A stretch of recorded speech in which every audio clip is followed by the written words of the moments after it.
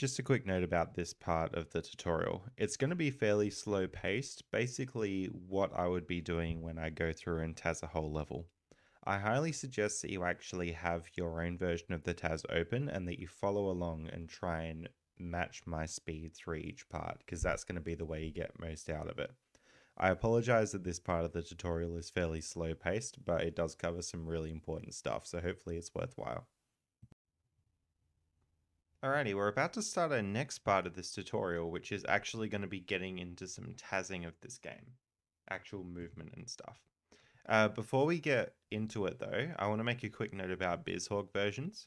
You'll remember that we started the tutorial on BizHawk 2.5.2. Since BizHawk 2.5.2 was released, a very major bug has been fixed, and this is state gap when frame advancing and painting input. This bug is actually really rare, and for some reason it only seemed to affect me, but it can cause your movies to desync, and you can potentially lose like hours and hours of TASing progress. So if you're using anything 2.5.2 or earlier, I strongly recommend you upgrade to at least BizHawk 2.6. So that's just a matter of downloading it, getting it in your TAS folder, moving over the firmware folder so that it works again, then setting up all your prerequisites again, and then basically just opening your TAS proj again in the new BizHawk. Now, when you upgrade versions of BizHawk, sometimes it can cause your movies to desync. So for example, if the Master System emulation had changed, it may cause desyncs to happen. But usually we're pretty okay. So if I go back to the start of the movie, it'll still work and everything. Because nothing's actually changed with Master System emulation. So that's just a little note. Please make sure that you're at least on version 2.6, because I'd hate for you to lose a whole bunch of TASing progress due to desyncs. Okay, so you may remember that in the first part of this tutorial, or an earlier part, sorry, we went through and we did this menu optimally. So I've opened up that TAS project. If you have swapped to a new version of BizHawk since then, just make sure you play through the whole movie and make sure that it still syncs on the new version. So we've talked to this dude optimally and we're going to go through the door. Then Mickey's actually going to start walking to the right to get to this door. Now, let's just make a little marker here. So I think when the room starts to fade in, that's on frame 1707. We can make a little marker, fade in first room. You can also double click to make markers as well if you prefer. And that's just for us to help. If I were TASing still and I did some stuff all the way down here and I wanted to get back, I could just click back there, hit follow cursor, and I'm back there. It just helps you jump around your TAS a little bit easier. Yeah, so they're markers. We're going to have to figure out how to make Mickey move right as fast as we can. So I'm going to paint down a bunch of right inputs. You can also, if you don't want to have to paint each individual input, you can truncate your movie and then just right click on that right button up there, and then it'll keep holding right for you. So that's a nice little technique.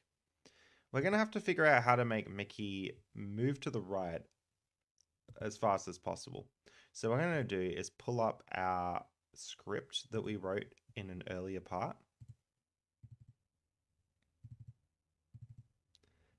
And for those that haven't written the script, I'm also going to pull up the RAM watch just in case. Now I have actually put the script up on TAS videos, and I'll put that in the description of this. We need to set up our view again just to make sure that we're getting a really good view of the whole game, and probably make TAS Studio bigger. When you change to a new version of BizHawk, you're usually fixing these little settings here, but it's not really a big deal. Okay.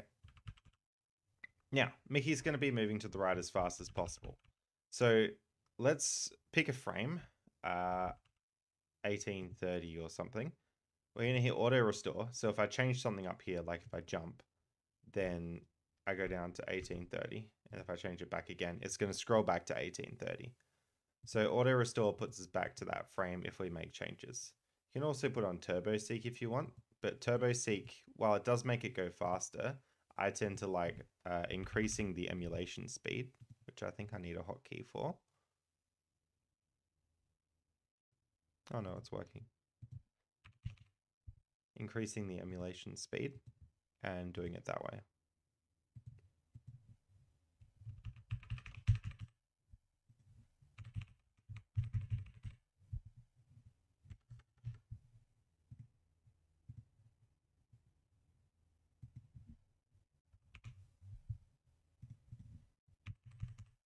That will work just fine. Okay. So 1830, we're at 72.25. Let's see if we can make that any different. So if I try jumping here, I'm at 70. So jumping actually slowed Mickey down a bit. What if I jump a bit later? I'm at 70.25. Whereas if I don't jump, I'm at what looks like 73 there. 70.5, 70.75, 71, 72.5, 72.75, 73. So it looks like jumping actually doesn't make you go any faster. In fact, it might slow you down a bit. Let's try jumping and then doing maybe like a little ground pound or something. So with the one button, that's 67. So that's actually quite a bit worse. So these little things are very, very important to consider. And it looks like ground pounding is pretty bad. So it seems like the best way to run to the right is literally just to run to the right. Now, it's not always the case that it's like that, so you do have to be careful. You could try maybe like big jumps and something like that as well. It seems about the same as little jumps. And the reason for this is, if we look at Mickey's acceleration, his speed 0.125, 0.25, 0.375, 0.5. So it seems like it's going up by 0.125 every second frame. But when I jump 0.625, 0.75, 0.875, 1.125, 1.25. So that actually still looks like he's going up by 0.125 every frame. The reason that this jumping slows you down is because you'll notice there's actually, Mickey has a frame where he's not speeding up when he's jumping. So if you look, it goes 0.25, so it goes up, up, stays there, goes up. So he's got that extra frame at 0.5, which means that he's lost all that opportunity to speed up. And it seems like not too big a deal because he's supposed to go up to 0.75 there. And in fact, if you don't jump, sorry, 0.625, if you don't jump, he does go up to that. But you got to remember that if you do jump, you've lost 0.125 speed on this frame, but you've also lost it on the next frame and the next frame and the next frame and the next frame. So the compounding losses actually total up to quite a bit. Anyway, let's get Mickey into this door optimally. So to enter this door, Mickey has to be still. And you need to press up on the joystick, on the D-pad, sorry. Like that. We can obviously do a lot better than this. So we might be able to press up earlier. No, we can't, but maybe if I let go of right earlier, I can press up earlier. Let's get a reference for this going. So it looks like the level is going to be fading out on frame 1863. What I like to do for this, and it's honestly, it's pretty bad practice in TASing to do this, but I like to put an input on player 2 controller there, just to make a note that it does fade out on that frame. We can also put an input on the controller here to say that's like when we're first able to press up. It's pretty bad practice because technically if you touch stuff on player 2's controller, it can have an effect on what happens in the game, but usually you don't run into too much trouble using player 2 controller inputs as just like a marker for yourself while you're TASing. Okay, you may be guessing what's coming up. We need to stop, so we're probably going to turn to the left so Mickey stops sooner. But before we do that, let's just have a play and see what position we can be at and still go in the door. So Mickey was at 76 there, and he got in the door. Let's try letting go of right a lot earlier. So 58, let's put the up input down there. 58 does not work. What about 61? That does not work. 64 does not work. 67 does not work. 70 does work. Okay. So maybe something smaller.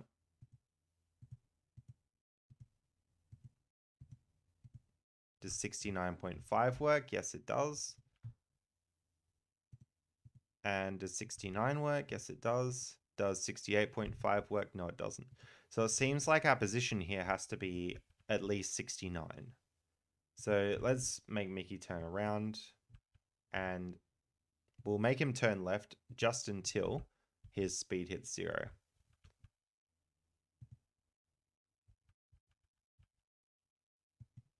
So if I do that, his speed is going to hit 0 there.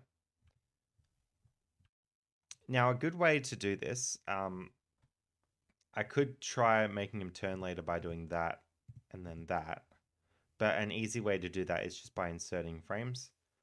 So these up inputs aren't going to work anymore, so I'll get rid of them. So if I right click and go clone frame, that will actually put the right one frame later. But because it seems like this game is running at 30 frames a second, we need to clone 2 frames. So here he's got to 61. When I say it runs at 30 frames per second, it's just skipping every one of these red frames. And you can actually stop these red frames from displaying if you went into like settings, hide lag frames like that. But I don't really like to do that. I like to see all the frames that I'm working with. Okay, so I'm going to insert 2 more frames and see if he gets up to 69, 64. Let's just chuck an up input down here just in case. I'm going to insert 2 more frames and see if he gets up to 69, 67, no good.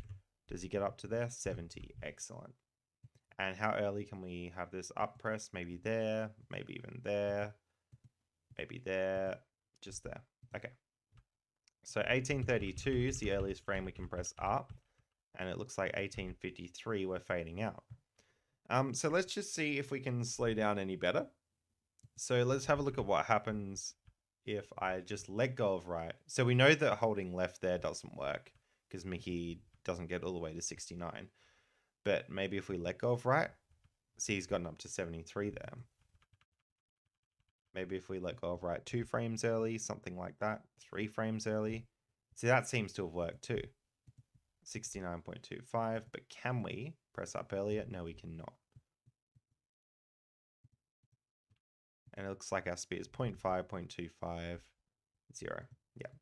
So this is another optimal way to do it. That's just as fast. What about if I press left and then right and then something like that? Left, right, left, maybe? No.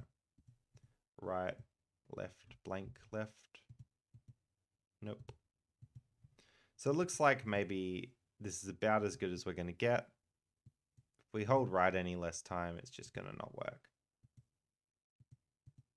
Okay, so I think the cleaner input is to just keep holding right and then holding left, and we get to 70, and it's going to look something like that. You could also experiment with like jumping here, because it looks like Mickey in the door, if he's jumping, his deceleration is still the same. So he's still going down by 0.25 every frame, so it's not really helping. Or if you can jump and pound maybe, then he's going down by 0.25 every frame. But I think that it looks a bit more fun seeing him ground pound into the door rather than walk into the door. So I'm going to actually keep that in the TAS. It's not any faster, it's just more entertaining. Okay, so that was the first little bit of getting Mickey into the door. And next thing we're going to do is move on to TASing the actual level. Righto, so TASing the actual level. Let's just make a marker for when the level fades in. Doesn't have to be on the exact frame, but I like to put it there, 1928. If you're following along, sorry, fade in first level, that should say.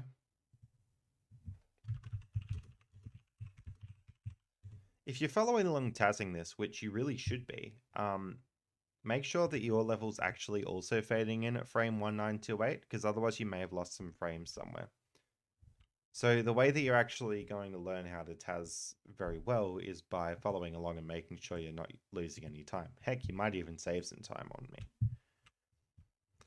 Alright, so I'm going to keep holding right because we know that holding right is the fastest way to speed up. I'm going to make sure we don't jump while we're speeding up because we learnt before that lost time. Once we jump, once we're at full speed, which is 1.5 pixels per frame, jumping, as we can see, doesn't actually make us go any slower. So we can jump all we want. So we might do a little bit of a jump over this dude. See if we can ground pound him maybe like that. That's pretty fun.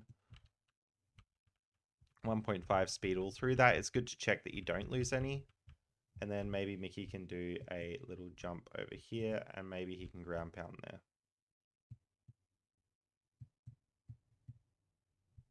I think it would be pretty fun for him to ground pound across the gap there. So we'll do that. And we're getting up to the first bit that we actually have to optimize here.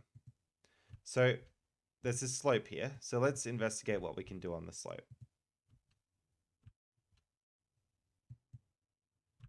I could run down the slope. And as you can see, when you run down the slope, Mickey's speed is it's 2. And it stays at 2 until you get to the end of the slope. And then it snaps back to 1.25. We may be able to preserve that by jumping, but it doesn't look promising.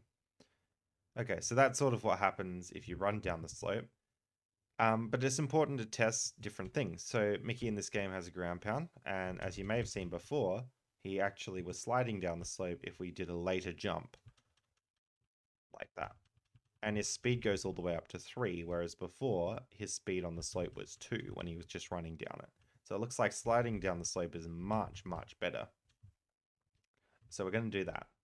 Now, let's have a look at what frame Mickey starts speeding up. So he starts speeding up on frame 2388. So let's put a marker in there and see if we can do any better. We could try jumping over the tree and see what happens. So here I'm trying to jump, but I'm pressing jump before I land. So you got to start pressing it a bit later. Like that. And if we ground pound, we could do a jump that's a bit higher. Looks like speeding up at 2388 yet again. All right. What if we do a jump? So I made this jump higher to land there. What if I made the jump lower, but instead of that, I make it a frame later?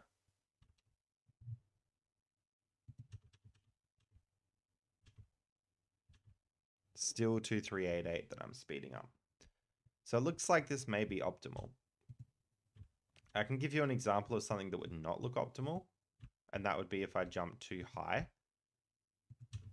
And then you can see 2388, I'm not speeding up. The next frame, I'll speed up. So that's an example of something not optimal. But it looks like this is pretty good. Let's just check one more thing. So our position here is at 610.5 if I jump over the tree. And if I bounce off the tree, maybe by doing like a little hop or something, at 2388, I'm not speeding up there. But if I do an earlier jump and maybe bounce off of him, might get something else. No. If I make this jump really big and bounce off of him,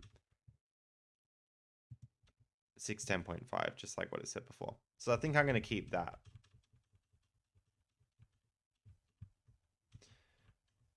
One other thing to be extra careful of. So this is the point where you can like keep a notepad document or something. We just want to look at all the different ways that we can approach this slope. So at frame 2388, my X position is 610.5 and my Y position is exactly 100. And that's with a bounce off the tree. So let's see what happens if we jump over the tree. Again, this may seem like pretty tedious what we're doing now, but it is very important that this is done right. Because it can be the difference between gaining or losing frames.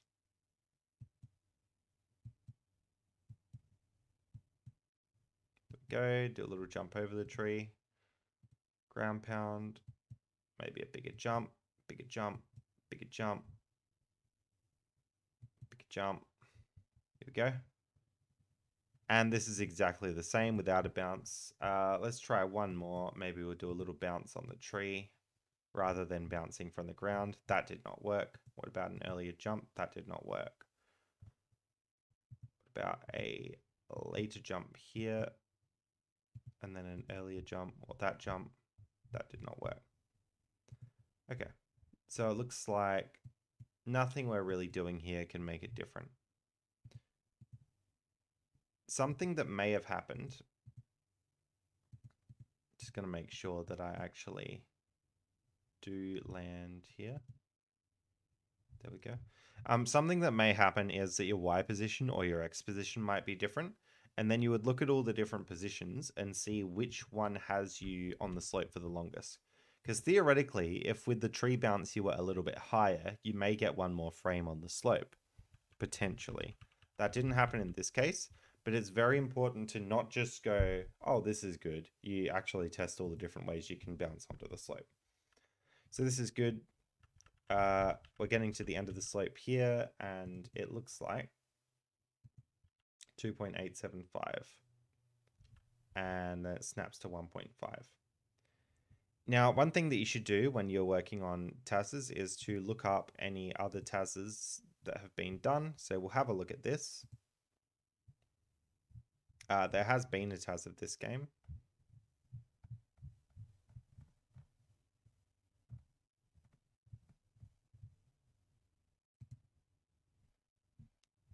And he goes through some tricks.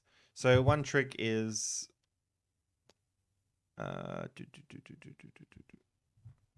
maybe here we go. New movement technique. Sliding down a slope is capped at 3 pixels per frame, which we've learnt just by testing it ourselves. If you were to hold a direction after going a slide, you would fall back to max running speed. But pressing left, right, or down every 4 frames allows you to keep your sliding speed as long as you're on the ground. Moving objects can also be used for a speed boost, blah, blah, blah. So it seems like if we're holding right, we're going to drop down to 1.5. But if I let go of right, we're actually going to keep our speed. Now, if I press right on the next frame, well, I'm hitting that plant there. But if I like jump and press right, you can see that I'm going to snap back to 1.5, which is not good. But if I jump and don't press right, I'm still keeping my speed there. So we'll see how this works. I'm going to jump and maybe do a pound so we don't get hit by that flower. And you can see we're still keeping quite a bit of speed there. Until I hit right again there, where it snaps back to 1.5. So this is a concept called a speed cap. Pretty common in games. So when you're going above your max walking speed, usually if you were to press right, even for a frame, it snaps you back to your walking speed. So that's a very, very common trick. So it's important to look out for those. Now, let's see if we can do any better than this. So if I let go of right there, my speed got lower, so that's not good. 2.625 versus 2.75. If I let go of it there, it's the same. Literally nothing happens if you press right there. If I let go there, it's the same. So in fact, I don't even need to press right on the slope at all. It literally doesn't do anything, but you do need to do this one right press right at the end of the slope. So I'm just going to hold right up to that point, see how we go. What happens if I jump earlier? 2.75 versus 2.718. What happens if I press down here? 2.75. If I jump any later, I hit the enemy. If I jump earlier, I'm going slower. So I kind of want to jump here.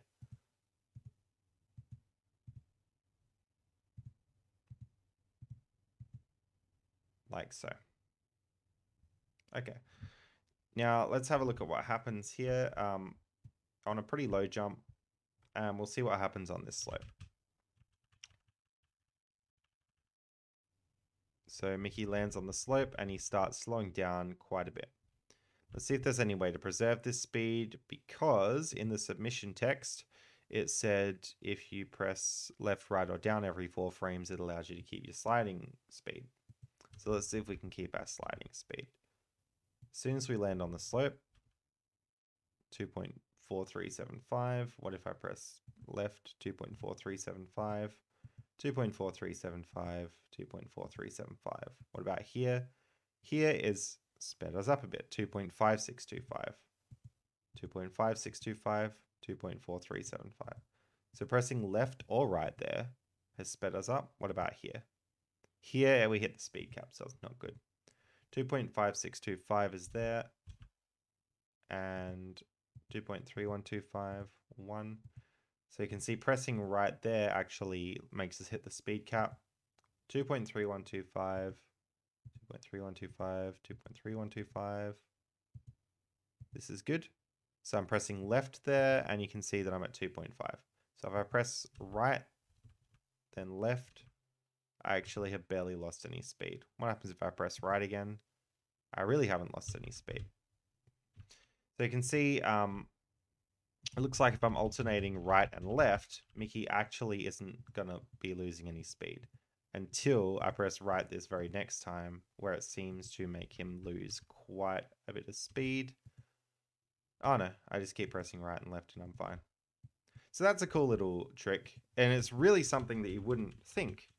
So pressing right and left going up a slope, you can save quite a bit of speed. So I'm going to press right and left again and just keep repeating that up a slope and see what happens. So 2.5625 all the way up there until I get to the top, but I think I can still retain it there. Like so. Now, I got the bounce off of this dude. I wonder if there's any way that I can land on the slope even earlier and still retain my speed. Because you'll notice when I'm in the air, I'm actually losing speed every frame. Unless this right-left thing works in the air, which we haven't checked yet. Let's have a look at when I start losing speed. 2.84. If I press right, I hit 1.5. If I press left, 2.625. But doesn't quite seem like I can do this right-left thing in the air. 2.75, 2.75. Pressing right in the air seems to mess with some stuff.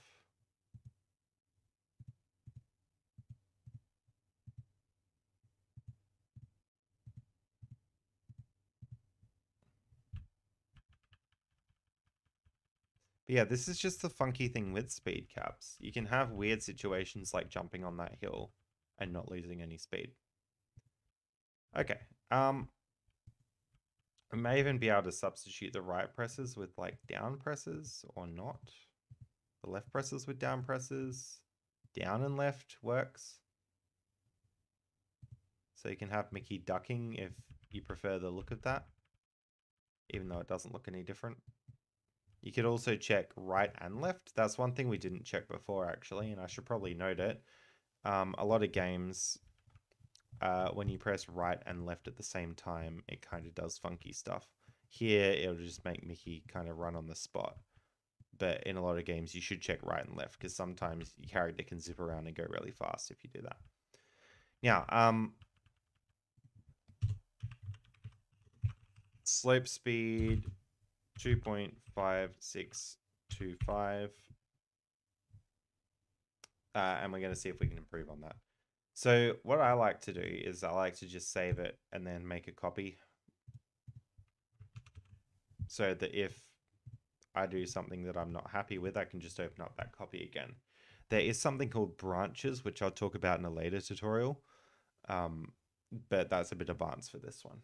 So let's see if we can beat 2.5625. The way that I'm thinking we do it, because pretty much the lowest jump we can get here is by bouncing on this dude. I reckon though if we jump a frame earlier, we might be able to bounce over this dude. And hopefully make it onto the slope a bit earlier. 2.875, 2.84, 2.81, 2.75. So this right press here doesn't matter. And neither does that right press or that right press. So I'll just keep all of them for now. Unless I can somehow preserve some speed, but it does not look like it. 2.53. Yeah, it looks like speed is not being preserved there. When I land on this slope, it looks like I am not landing before it hits 2.5625. So that's a bit of a shame. I could jump off even earlier, maybe. 2.625, 2.5.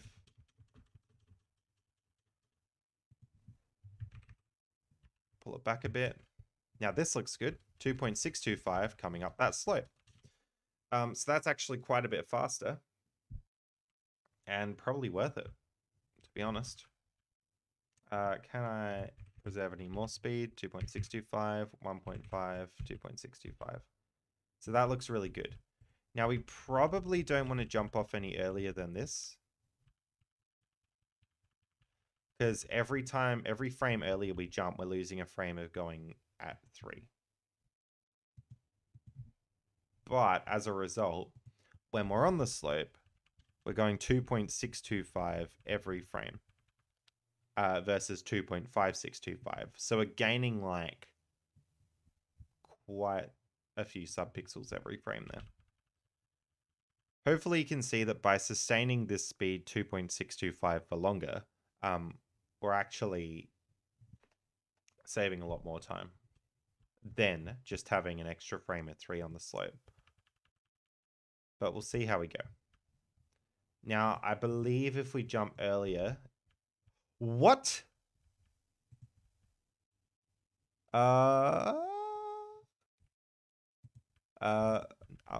Noted. Alright, so that's an example of how you can find glitches in games, I guess. But yeah, cool. So, yeah.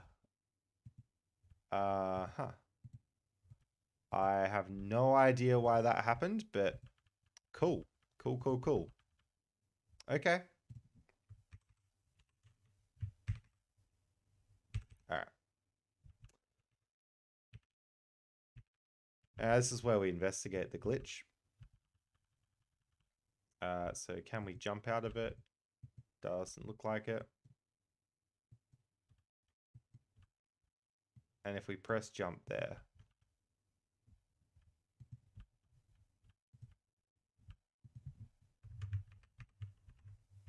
.59, 1.5,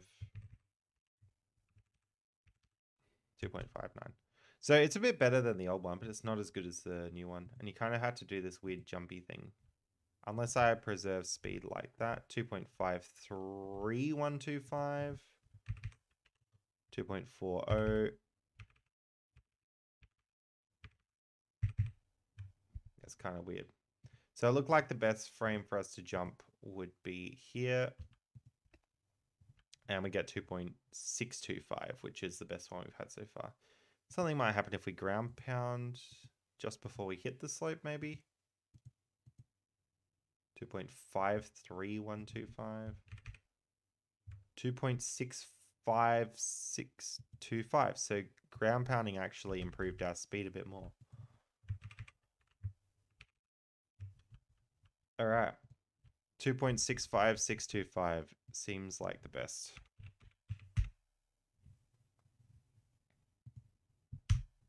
Very good.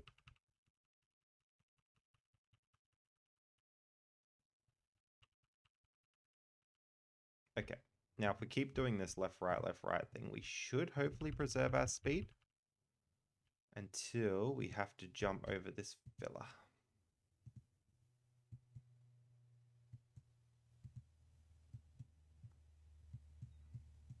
Do a little hop.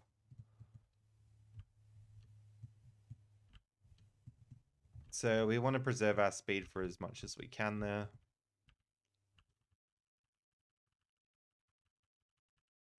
And let's see what happens if we press right. So we're at 2.34375 at the moment. 2.34375. So it's exactly the same. But if I ground pound, see 2.40625. The reason for this is that ground pounding halts our speed for a frame. So it stops us from slowing down for a single frame there, which is good. Now let's see if we can ground pound any earlier, about there. That's one thing to note here as well. Can we ground pound any earlier? It looks like we cannot, because then we'll bounce on that dude. So ground pounding there is as late as we can ground pound. Unless potentially we can jump a frame earlier and then ground pound right away. That may help us. 2.53125, but it doesn't look good there. Okay.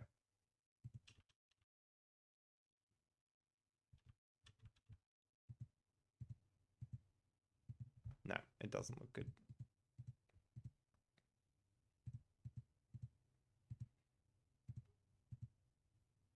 Unless we jump for another frame, but then we don't land. So that ain't good. Cool. So here we want to ground pound as early as we can. So could it be there? Maybe if we jumped over this person. I don't know. Maybe if we jump earlier. Can we ground pound earlier? Yes, we can. So this is where we have sort of two options here. Do we want to jump earlier and hence ground pound a little bit earlier? And then when we land at a higher speed, or do we want to jump later but have to ground pound later? And then we're jumping later, so we're jumping and starting the jump with a higher speed, but the ground pound is later, so we're actually losing more speed in the jump. This is the case where we test both methods. So the jump on 2, 4, 6, 5, because we can't jump any later than that, otherwise we'll get hit by the dude. The jump on 2, 4, 6, 5, and the earliest possible ground pound. Let's see what happens. So 2.4375. We can't do any better than that. Pressing right there doesn't seem to do anything. Pressing right anywhere else or left doesn't seem to do anything.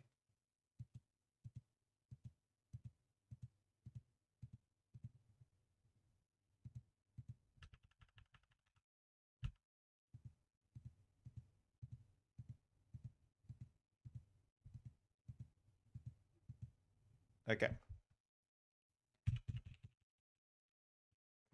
Nice. Okay, so we're landing at 2.09375, and based on what we learned from the hill, we should be able to retain our speed on flat ground. So let's see if this works. The submission text for the current TAS said something about only every 4 frames you have to press something. So let's see if we can retain it a bit more. So let's try pressing down, 1.59375, 1.59, 1.59, 1.59, 1.59, 1.59. So down doesn't seem to do much. 0.78, 0.81, 1.59. Pressing right. Oh, 1.71. So that seems to have preserved some stuff. Right and then left maybe doesn't do good. 1.96 seems to be good. And then right, maybe a down. 1.84 is not good. I can press down instead of left, which seems to be good. 2.21. And then this is kind of what he was talking about with every 4 frames you press something. Because this is 1, 2, 3, 4. 1, 2, 3, 4. 1, 2, 3, 4. So I reckon we can just mash down here and that should work. Cool.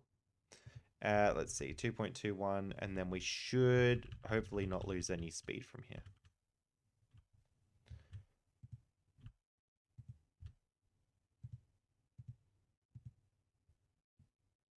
All right. Now we seem to be grabbing the gem on frame 2545. So let's make a marker there.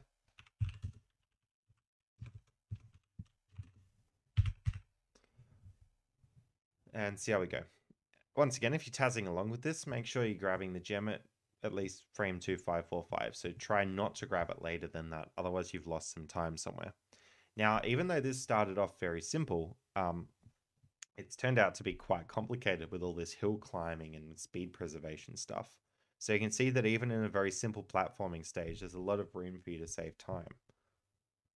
Okay, now gem grab is at 2545. Let's look at what happens if we press right, maybe. I don't think we're going to be able to grab it any quicker than that. Unless maybe jumping could change Mickey's hitbox a little bit to grab the gem sooner. But it doesn't look like it. So 2545 seems to be the best we can do. Might want to end with like a little flourish. So maybe like a little jumpity pound thing. that's a pretty fun way to end it. Something like that. Now, there was also the matter of this jump here. We could have started this jump earlier and had our ground pound earlier. And that may have saved some time. So let's see if that works. So remembering 2545, we grab the gem. What happens if we start our jump earlier? So we're going to have to ditch that right press and probably that left press. And let's see how we go. So the left press isn't doing anything there, but we can pound right here. So 2.09, 2.21.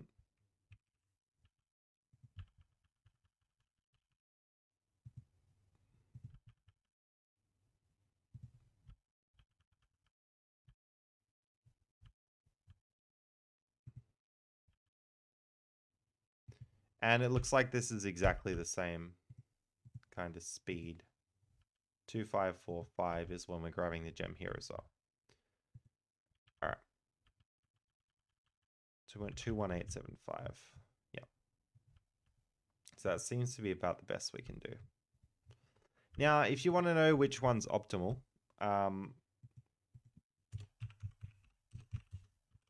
like both are exactly the same.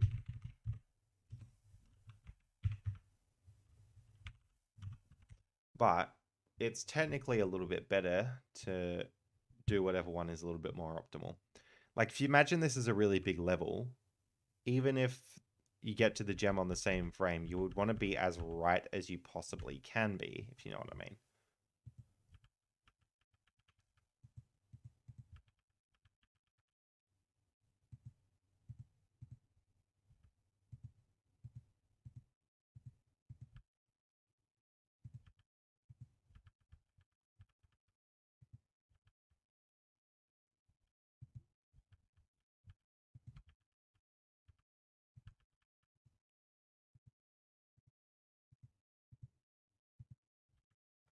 All right.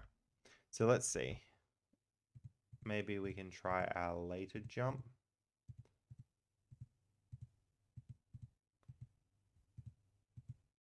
And then see what happens.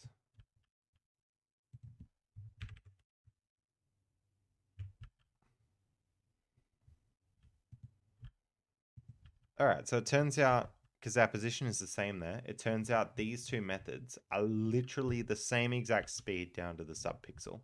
So that's kind of cool. So we'll just end it on a flourish and call it at that. Okay, now one fun thing to do once you've done a level, it's always good to have a look through it. So we'll go from fade in with the first room and see how we go.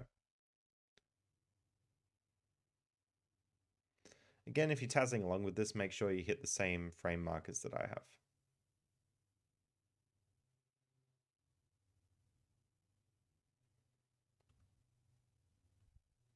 And there we go. So in the next part, we're going to be TASing the next level and looking at some glitches used in that TAS. Thank you for watching.